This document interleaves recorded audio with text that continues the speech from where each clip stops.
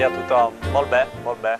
Nosaltres ens agradaria saber per què el Josep Guardiola t'ha definit un crack. Va passar la setmana passada e durant una roda de premsa, mentre stava preguntant en català, com faig sempre, el Pep em va aturar per dir-me veieu l'immersió lingüística d'aquest periodista, ets un crack.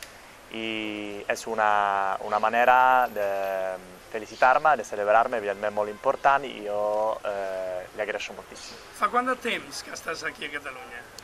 Visc a Barcelona fa un any i em vaig traslladar d'Itàlia més o menys al final d'agost del 2010 i soc molt content i em fa molta il·lusió viure a Barcelona. Abans sabies que existia el català?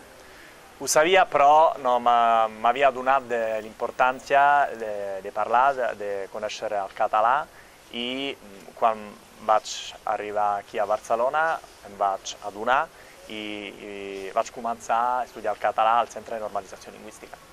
Va ser difícil?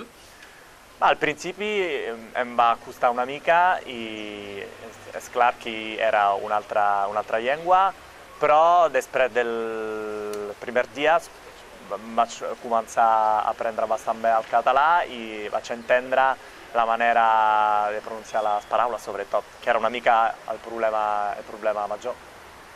I com et sents a ser un crack, sobretot definit pel més gran dels cracs, que és el Josep Guardiola? Què t'ha passat? Has dormit a la nit? Sí, vaig dormir, però evidentment em fa molta il·lusió i crec però que sempre s'ha de pencar, s'ha de millorar, s'ha d'aprendre i s'ha de parlar sobretot un millor català per millorar i evidentment per créixer també.